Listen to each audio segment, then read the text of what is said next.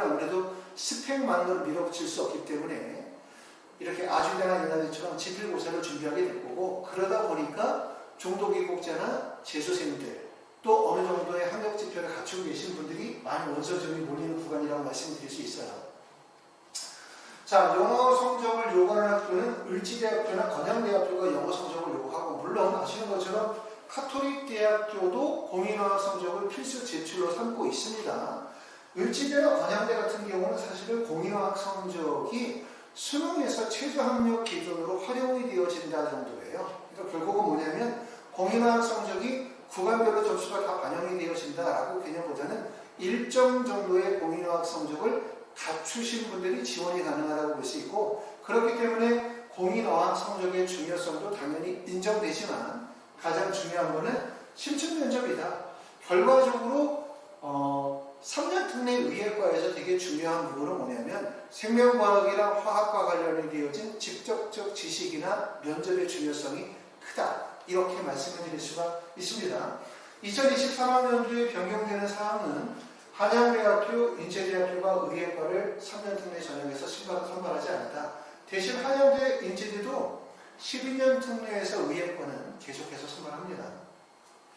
건국대학교 글로컬 의예과가 올해 2명을 선발한다. 결국 한양대학교, 인제대학교 빠지고 건국대 글로컬이 들어왔다. 이렇게 말씀을 드릴 수 있습니다. 자, 세 번째는 자기소개서를 제출하는 학교는 과연 어디냐. 자소서를 제출하는 학교는 첫 번째는 연세대학교나 카톨릭대, 중앙대, 아주대, 가천대, 연세대, 미래, 순천향대, 을지대, 동국대, 경주 자소서 제출하고요. 성균관대, 고려대, 인하대, 건국대, 글로컬, 건양대, 대구, 카톨릭대학교가 자기소개서를 제출하지 않습니다. 자기소개서는 2024학년도 내년부터는 다 폐지가 되죠. 올해까지는 자소서를 제출받는 학교들이 있는 건데, 자기소개서는 되게 중요하죠. 왜 그러냐면 3년 특례 전형, 12년 특례에서 자소서가 중요한 거예요. 물론 국내 수시에서도 자소서가 중요하지만 그거보다 특례 자소서가 매우 중요하다. 왜 그러냐면 결국 이거죠. 특례라는 게 다양한 나라, 다양한 도시, 다양한 고등학교, 다양한 학력 지표를 가지고 계신 분들이 원서 지원이 이루어지다 보니까 결국은 제출되어지는 서류도 다양하겠죠, 당연히.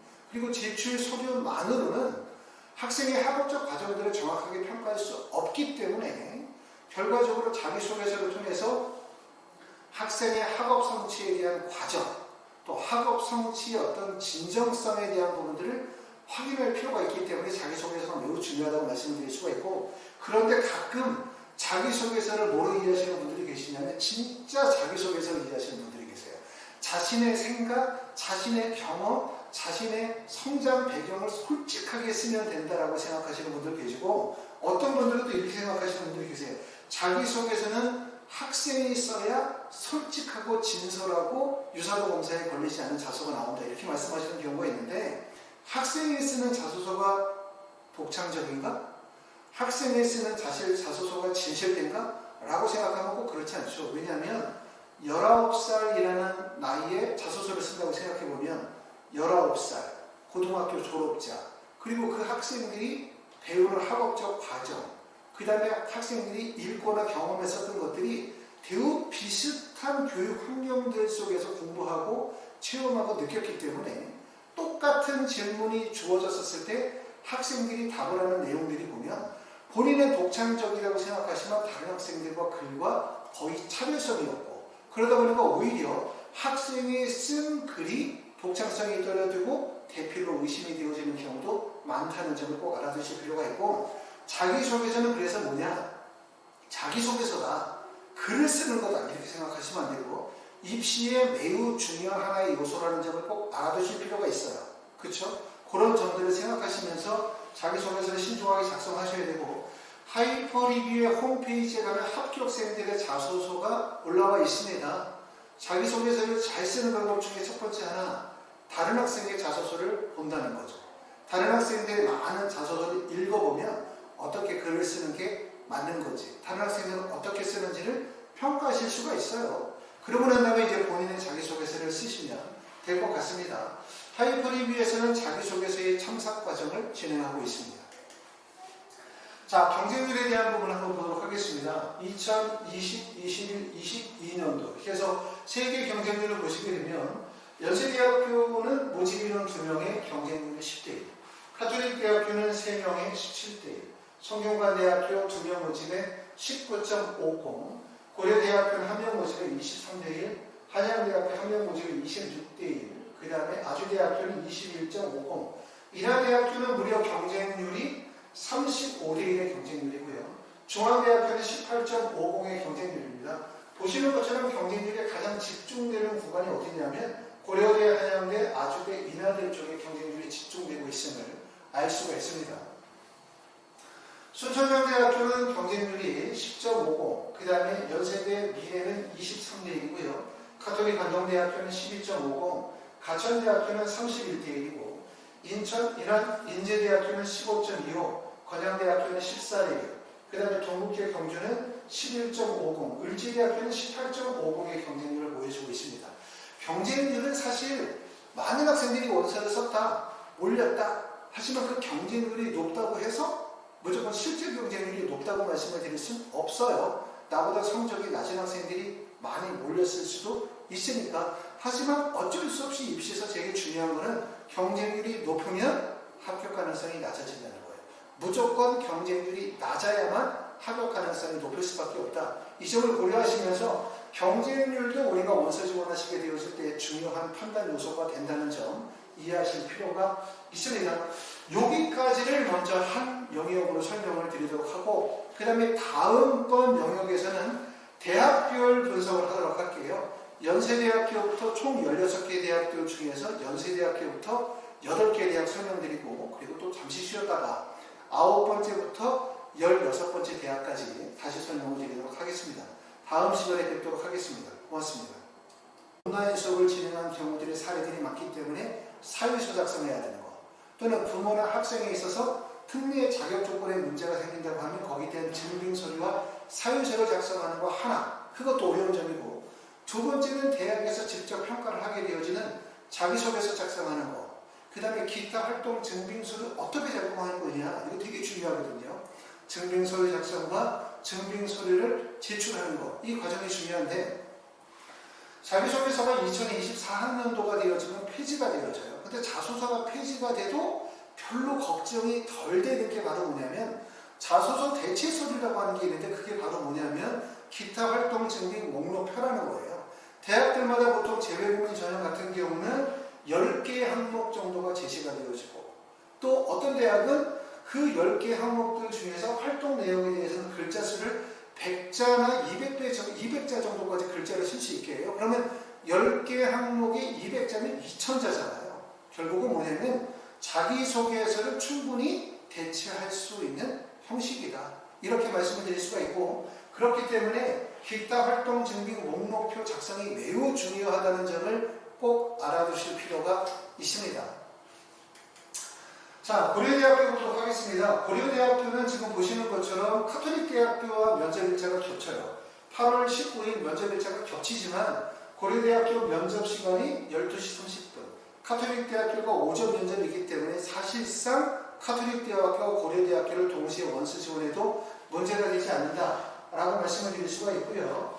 고려대학교는 면접은 특히 올해 같은 경우는 어떻게 면접을 보냐, 2인 이상의 면접위원이 한 명의 지원자를 대상으로 평가하며 재실무 관련 질문에 대한 답변을 토대로 분석력, 적용력, 종합적 사고력, 면접 태도 등을 종합적으로 평가하고, 면접 준비 시간은 12분, 면접 시간이 약 6분 정도 면접을 보도록 합니다. 그리고 활동 증빙 서류, 이 부분 지금 계속 강조하고 있는데 매우 중요하다는 점을 꼭 아셔야 됩니다. 대학에서 요구하는 서류의 양식을 철저하게 지켜서 내야 되죠.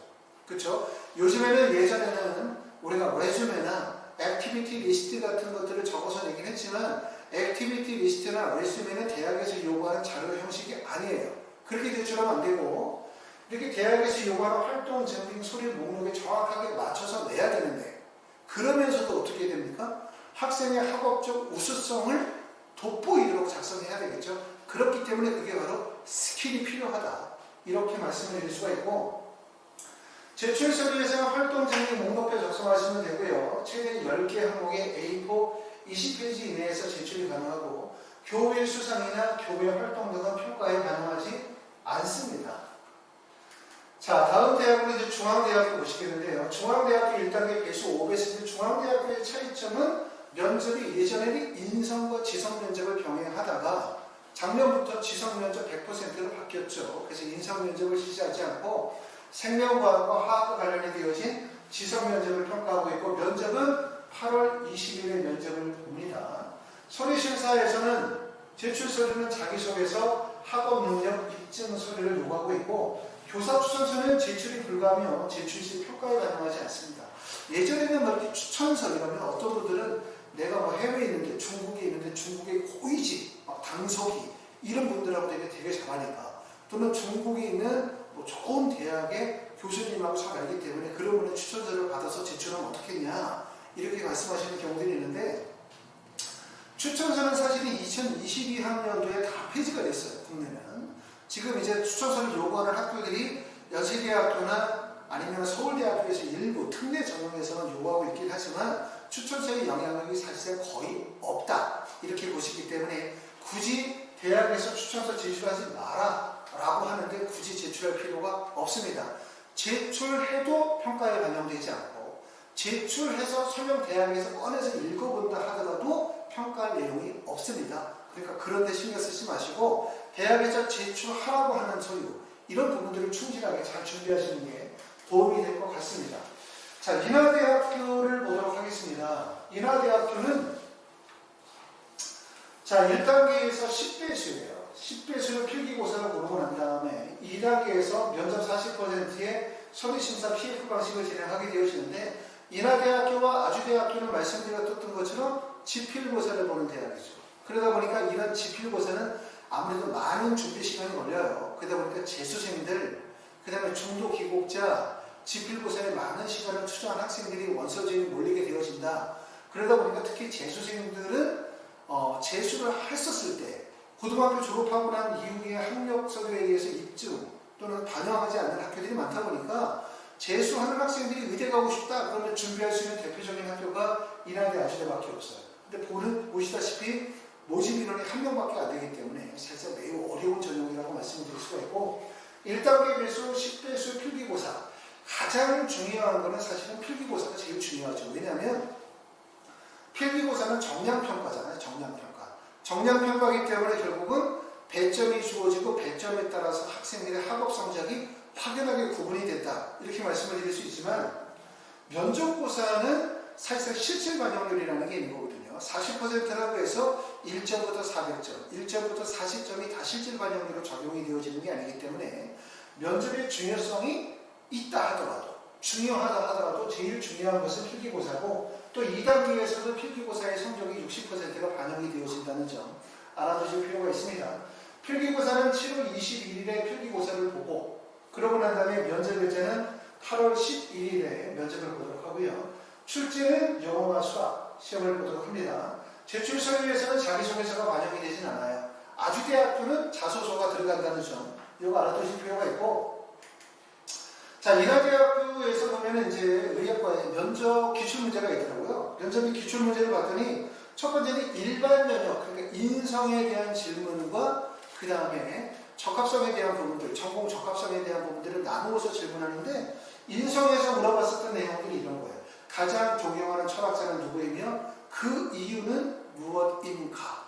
라고 하는 질문이 첫 번째 주어졌죠. 이런 내용들은 보면은 학생이 무엇을 말하느냐 이거보다 더 중요한 거는 학생이 어떻게 말하고 있는가를 평가하려고 한다. 이렇게 보실 수 있습니다. 자, 그리고 이제 인하대학교에서 출제가 되어졌던 전공 영역의 질문을 봤더니 전공 영역의 질문은 조금 더 생명과학이나 화학에 대한 직접적인 평가가 되는데 주로 생명과학과 관련이 되어진 내용들을 담고 있습니다. 3개의 파트에서 질문이 이루어지고 있는데 두 번째 파트에서 나왔었던 질문의 내용은 세포막의 기능을 세포를 외부와 구분짓고 세포 안팎으로의 물질 이동을 조절하는 것입니다.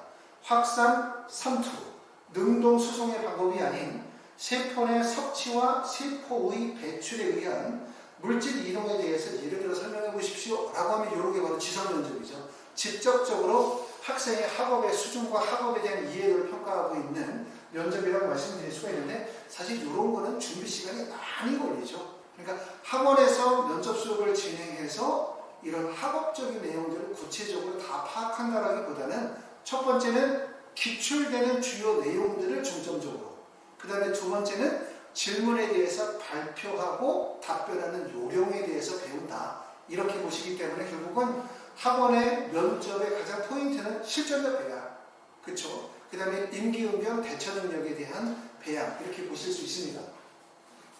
자, 아주대학교 보도록 하겠습니다. 아주대학교와 인하대학교는 동일하게 지필고사 시험을 보는 학교들이고요. 1단계 배수, 10배수. 시험을 보는 문항도 당연히 뭐로 보냐면 수학과 영어 시험을 보기 때문에 공통적 특징이라고 말씀드릴 수 있는데, 아주대학교는 지금 보시는 것처럼 각 25문항씩 총 50문항이에요. 그러니까 영어 25문항, 수학 25문항 합쳐서 50문항. 그리고 합쳐서 50문항일 때 통합시간이 90분 정도가 되어진다 라고 하면 한 문제 푸는데 약 1분 20초 정도, 25초 정도 시간밖에 안 걸리죠. 그러니까 결국은 뭐냐면 이거는 문제가 짧아요. 그렇기 때문에 한 문제를 가지고 오랜 시간을 끌다 보면 시간 내에 모든 문제를 해결하지 못한다. 결국은 중요한 게 수학이나 영어에 대한 문제풀이 능력 또는 학업적 능력도 중요하지만 실전력, 시간 내에 문제를 빠르게 풀고 시간 내에 문제를 정답률을 높일 수 있는 실전력이 매우 필요하다고 말씀을 드릴 수가 있고요. 영어 같은 경우는 아무래도 어법 문제와 어휘 문제의 비중을 많이 두고 있어요.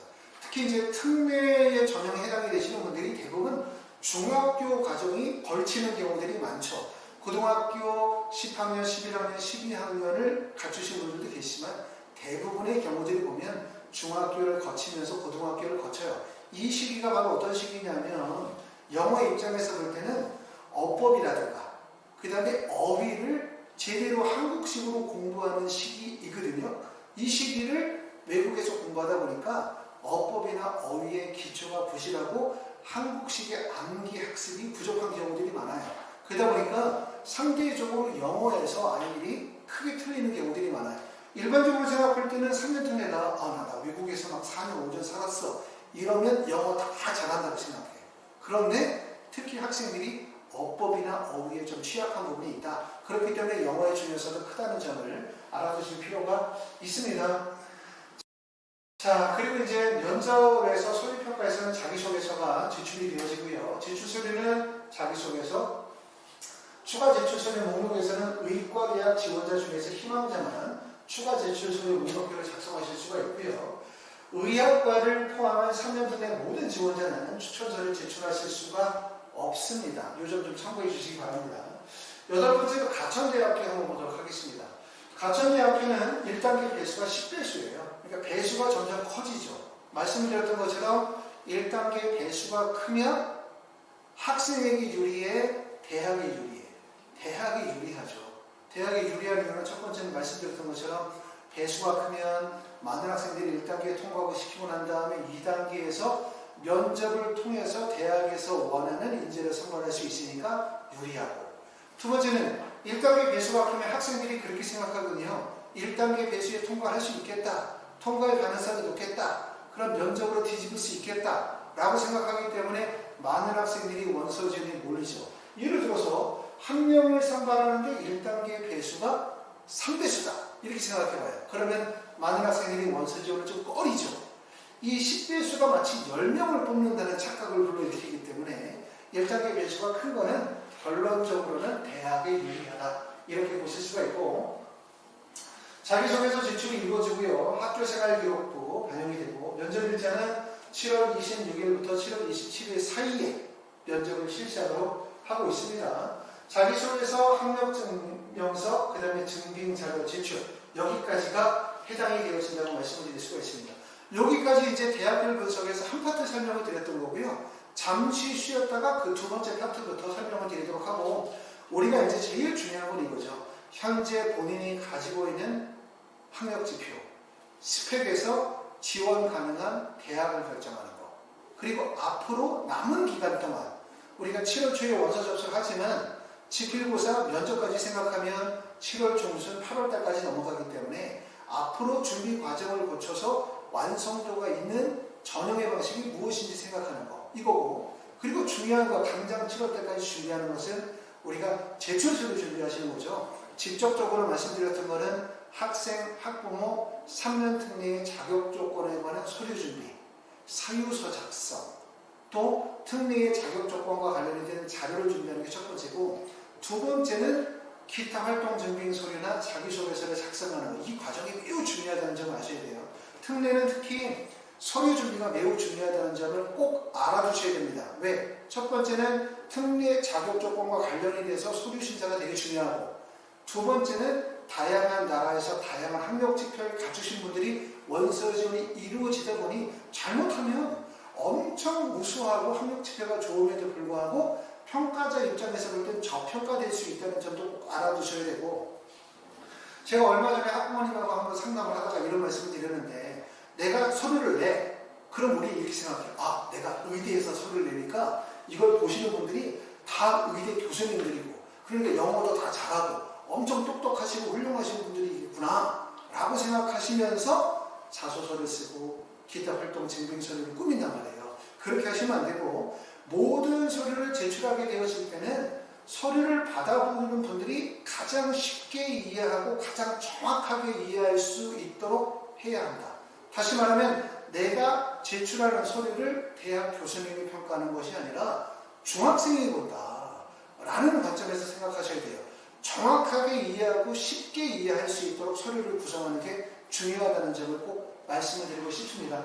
여기까지 이제 설명을 드렸고요. 다음 시간에는 9번째 연세대학교 미래부터 다시 설명을 드리도록 하겠습니다. 고맙습니다.